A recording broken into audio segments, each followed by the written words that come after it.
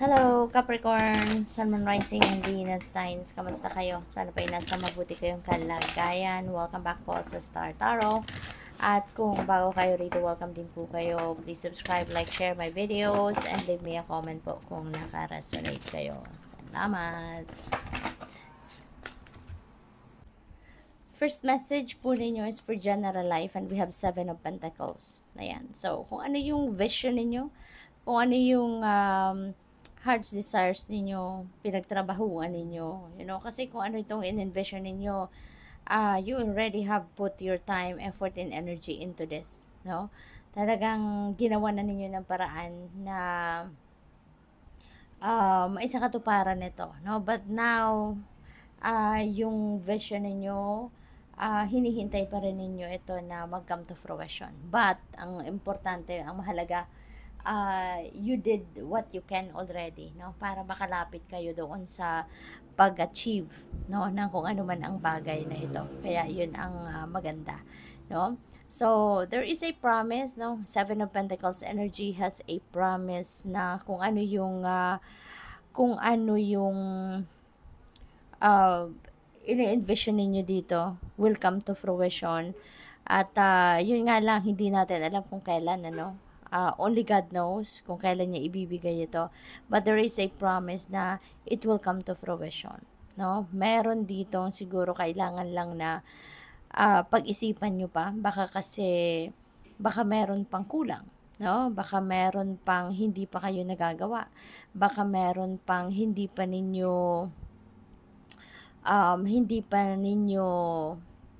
na-figure out, no, na ito pala ay kulang pa, no, na ito pala ay kailangan pa ninyong gawin, no, yung mga ganon. So just be patient, okay? Just be patient kasi one day mangyayari at mangyayari kung ano man ang gusto ninyong mangyari, no, kasi nag-effort na kayo, nagtiyaga na kayo, and ito, no, talagang ano pa, maaari na timing na lang, no, ng universe ang hinihintay ninyo rito or yung kailangan ninyong hintayin. Alright? So, yung next message ninyo is for your money, career, and finances, which is really beautiful kasi we have Ace of Pentacles. And this is abundance, no? This is the start of inflow of abundance and prosperity. Okay? Ito yung simula ng pag-ano ninyo. Ito yung simula ng pagkakaroon ninyo ng kasaganaan, no, pagdating sa inyong kaperahan.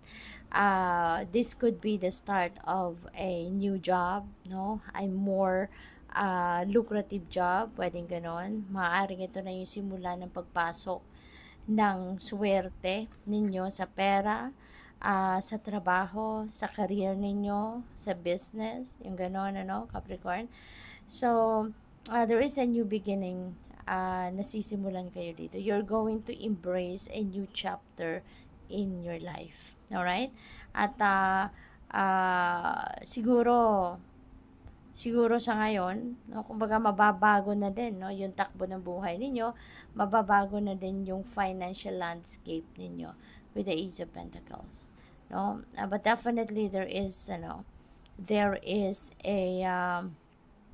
a prosperity and abundance that you are going to experience. No? Your financial landscape will be changed for the better. So, sa inyong relationship naman, we have 6 of Wands. Alright? So, dito naman, sa 6 of Wands, this is victory energy. No? Recognition. So, yung effort ninyo na nilagay din naman ninyo sa inyong relationship naman, no, sa pagmamahal sa inyong person, yung ganon, mapagtatagumpayan ninyo, no. You are definitely going to be recognized by your person, yung effort mo, no, maaari din na i-commend ka niya, 'di ba, sa effort na ginagawa mo para sa mas masayang relationship, para sa mas magandang relasyon ninyo, no, sa bawat isa. Possible din, Capricorn, na ang iba sa inyo rito will be reciprocated, no, by your person, lahat ng effort na ginagawa ninyo. Baka sa ngayon, you are also going to see, na yung effort na ginagawa ninyo para mapangalagaan ang inyong person, para yung pagmamahal, kumbaga, para sa iyong person, maaari ngayon talagang makikita na, no, ng ano, ng person ninyo, lahat ng effort na ginagawa ninyo para riyan, no? So, good luck sa iyo.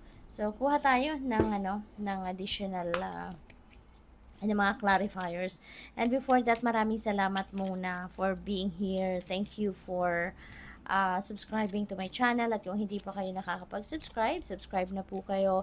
And there is also a join button, no, sa baba ng video. So, kung interested po kayo mag-join sa channel memberships, tignan na lang po ninyo yon. Makikita ninyo dyan yung mga perks na ino-offer ko. Thank you. So, for 7 of Pentacles, yung ano ninyo rito, yung tawag dito, yung clarifier ninyo is 2 of Pentacles. Ayan. So, maaari na meron pa kayong pinag-iisipan, ano, na pwede ninyong gawin. Baka naiisip pa rin ninyo or na tinitignan pa rin ninyo rito na ano kaya ang gagawin ko? Diba? Gusto ko ng ganito, gusto ko ng ganyan. So, maybe you're still thinking kung alin dito. You are choosing, no, between choices, no? Siguro pinag-iisipan nyo pa rin kung ano kaya ang unahin ko rito. Yung ganon. Kasi baka may naiisip pa kayo dito na baka hindi pa ninyo nagagawa. Baka naisip ninyo na, ay, parang hindi ko pa to nagagawa. Parang hindi ko pa to na i-apply dito, no, sa bagay na ito. So, pwedeng may pinag-iisipan kayo kung alin yung ipa-prioritize ninyo rito. Kasi, maaaring hindi lang iisa, no, yung ano ninyo rito, yung options. So, with the Ace of Pentacles, meron tayong abundance, no, at being clarified by 3 of Pentacles. So, pwede na may mga offers na dadating, ano. Baka may mga lucrative offers dito na paparating, job offer or career or business, no, offers ang pwedeng dumating sa inyo, Capricorn, so that is possible. At may handang mga tumulong sa iyo, may mga taong handang sumuporta sa inyo kung ano man ang gagawin ninyo rito para na ma-achieve ninyo yung ano, yung opportunities, no, na gusto ninyong marating din, 'di ba? Baka gusto ninyo na mag-put up ng negosyo, 'di ba? So, pwedeng meron kayong mga makakatulong. Meron ditong pwedeng hihingian ninyo ng tulong or baka meron makikipag-collaborate sa inyo, meron makikipag-partner sa inyo, yung mga ganun ba. With the 6 of Wands, no, we have Page of Wands. So, ang iba sa inyo dito na magsisimula ng bagong siguro relationship dynamics ito. Not something that is going to excite both of you. Baka ang iba sa inyo is going to take extra effort para kayo ay magano pa, yung parang gusto ninyong i-improve yung inyong relasyon. Maybe some of you are going to think of something, a new idea na kumbaga to reignite your passion or para siguro mas ma-intensify pa ninyo yung romance ninyo, yung ganun ba, no? Yung para mas maging exciting palalo, no, yung inyong relationship. So, maaaring meron kayong mga gagawin ganun, no? So, good luck. So, tignan natin kung ano ang final message ninyo. And by the way, maraming salamat din Capricorn, ano, sa mga nagdo-donate sa aking channel. Thank you. At sa mga hindi nag-skip ng ads po, maraming salamat din. So, we have angel number 3333. Ayan, there is hope, there is optimism na mararamdaman talaga kayo ngayon, no? Liberation, there is success and prosperity talaga, no? So, talagang siswertehin kayo pagdating sa pera, sa inyong negosyo, sa inyong source of income, you know, there is going to be success, prosperity, and abundance.